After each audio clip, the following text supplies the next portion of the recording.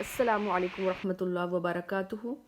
رب اشرح لی صدری ویسر لی امری واحلل عقدۃ من لسانی یفقہوا قولی. آج کے سبق میں زیر کی ادائیگی کا طریقہ سیکھیں گے.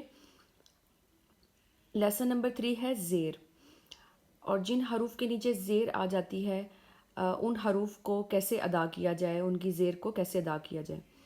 تو زیر کیا ہوتی ہے کہ حرف کے نیچے ایک چھوٹی سی لائن ہوتی ہے، ٹیڑھی سی لائن، لیکن یہ حرف کے نیچے آئے تو اس کو زیر کہتے ہیں.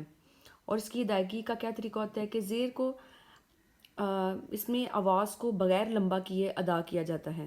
جیسے یہاں پہ با کے نیچے ایک چھوٹی سی ٹیڑھی سی لائن ہے، جیسے با زیر بی.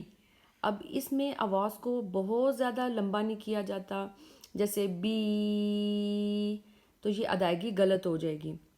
تو جن حروف کے نیچے زیر آتی ہے ان حروف کی آواز کو بغیر لمبا کیے ادا کیا جاتا ہے. اور زیر کی ادائیگی میں مضبوط لہجے پر ہونٹ کسی قدر نیچے کی طرف کھولتے ہوئے آواز کو بغیر لمبا کیے ادا کیا جاتا ہے. جیسے یہ تصویر میں بتایا گیا ہے کہ مضبوط لہجے پر ہونٹ کسی قدر نیچے کی طرف کھولتے ہوئے، اور اس میں آواز کو لمبا نہیں کیا جاتا.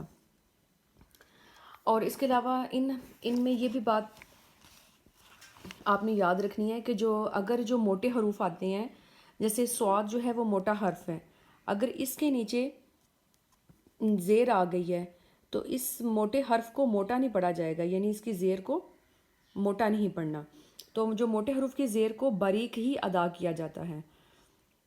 اس کے علاوہ آپ نے اس میں یہ بھی دھیان رکھنا ہے کہ زیر کی آواز جو ہوتی ہے وہ جھٹکے سے نہیں ہوتی، اور بہت زیادہ آواز میں باریکی اور پستی پائی جاتی ہے. اور ادائیگی کرتے وقت آپ نے یہ خیال رکھنا ہے کہ حرف کو نہ تو لمبا کیا جائے، ٹھیک ہے. اور اس کے علاوہ موٹے حروف کے نیچے جب زیر ہوتی ہے تو ان کو ہم نے مجہول ہونے سے بھی بچانا ہے، ٹھیک ہے.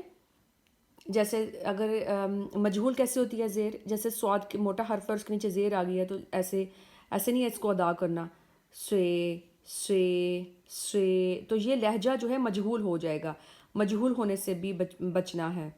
جیسے قاف موٹا حرف اور اس کے نیچے زیر آ رہی ہے تو آپ نے اس کو اس طرح ادا نہیں کرنا، مجہول لہجہ ہونے سے بچانا ہے.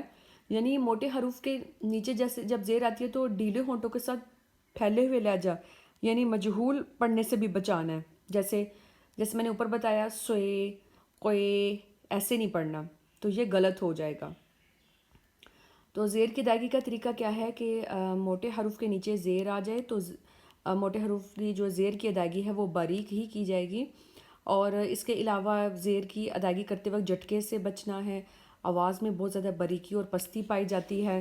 اور اس کے علاوہ موٹے حروف کے نیچے جب بھی زیر آئے تو اس کو باریک ادا کرنا ہے.